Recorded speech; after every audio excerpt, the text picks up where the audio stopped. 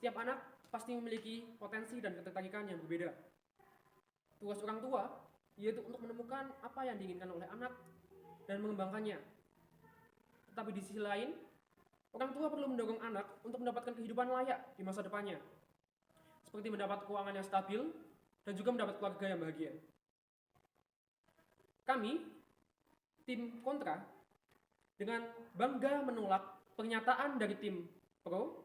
Mereka percaya bahwa orang tua dari anak yang berbakat dalam bidang seni memiliki kewajiban untuk memaksimalkan potensinya.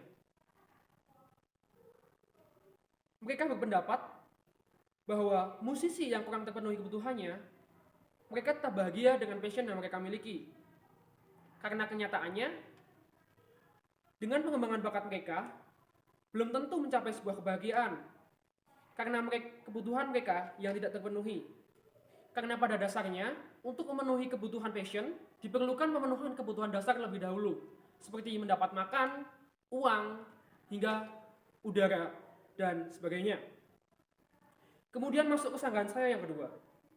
Dalam pelaksanaannya, pekerjaan seni seperti musisi, pelukis, dan lain-lain itu sendiri tak hanya membutuhkan kemampuan dalam bidang seni, diperlukan kemampuan lain atau soft skill dalam pelaksanaannya. Pelaksanaannya bisa seperti kemampuan untuk branding, kemampuan untuk marketing, sehingga ketika kita bekerja dalam bidang seni, dibutuhkan keahlian yang sangat diperlukan dalam bidang tersebut. Jadi merupakan sebuah kesalahan besar apabila tim pro menyebutkan bahwa keahlian lain tidak diperlukan. Kemudian masuk ke sanggahan saya yang ketiga, pernyataan tim pro yang menyebutkan bahwa bakat seni dengan membutuhkan biaya yang minim dapat dikembangkan. Hal tersebut merupakan pernyataan yang kurang tepat. Karena seni, seperti contohnya musik, untuk membeli peralatannya dibutuhkan biaya yang besar. Contohnya seperti biola, keyboard, dan gitar memerlukan biaya yang besar maksudnya dalam memenuhi kebutuhan tersebut atau membeli kebutuhan tersebut.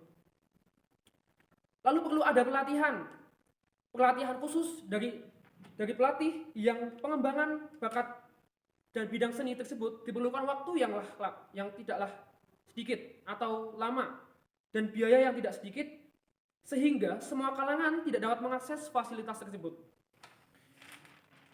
Maka merupakan kesalahan besar apabila tim pro berpendapat bahwa seni dapat diakses oleh semua pihak atau membutuhkan biaya yang sedikit.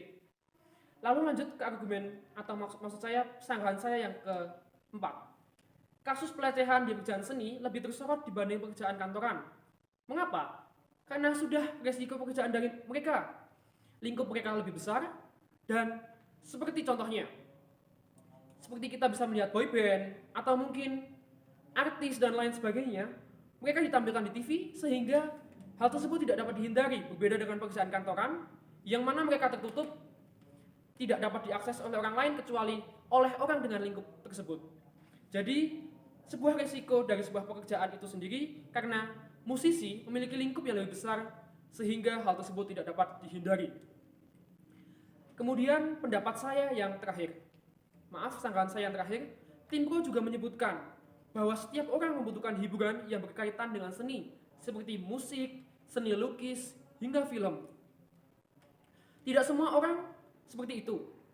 Banyak orang yang memiliki hiburan yang berkaitan dengan bidang yang lain, seperti olahraga dan sebagainya.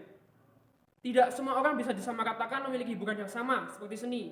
Jadi bukanlah suatu hal yang tepat bahwa seni sebagai pilihan hiburan bukan solusi utama sebagai pilihan hiburan maksud saya.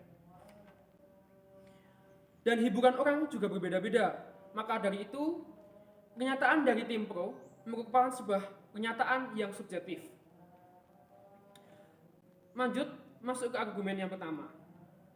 Ada 5 tingkat hierarki yang kebutuhan yang dikemukakan oleh Maslow, yaitu dari tingkat terendah hingga terdiri dari paling dasar sampai paling atas ke tingkat paling kompleks atau kebutuhan tambahan. Menurut teori hierarki kebutuhan yang dikemukakan oleh Abraham Maslow, pengembangan diri hingga pemenuhan ideologi merupakan bagian paling atas. Saya ulangi, pengembangan diri hingga pemenuhan ideologi merupakan bagian paling atas piramida, yang mana hal tersebut merupakan kebutuhan kompleks untuk memenuhi kebutuhan. Diperlukan pemenuhan kebutuhan dasar terlebih dahulu. Setelah kebutuhan dasar mereka terpenuhi, maka kebutuhan kompleks akan ikut terpenuhi. Maka salah besar bila ada pernyataan bahwa pengembangan diri lebih penting dari pemenuhan kebutuhan dasar. Lalu masuk ke argumen yang kedua. Setiap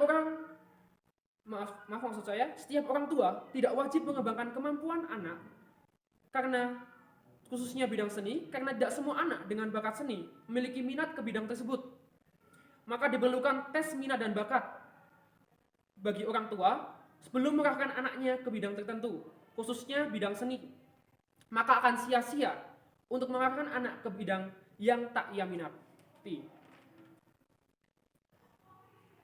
Untuk memenuhi kebutuhan, khususnya kebutuhan dasar, diperlukan sebuah pekerjaan yang tetap.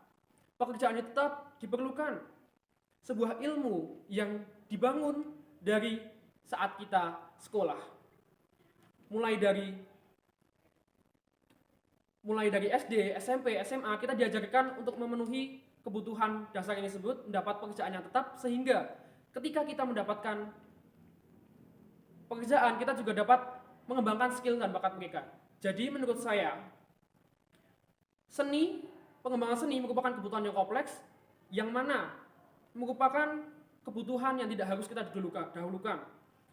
Kebutuhan dasar merupakan kebutuhan yang kita sendiri harus penuhi sebelum memenuhi kebutuhan passion. Jadi menurut saya, kami percaya dan dengan bangga menolak pernyataan dari tim pro. Sekian, terima kasih.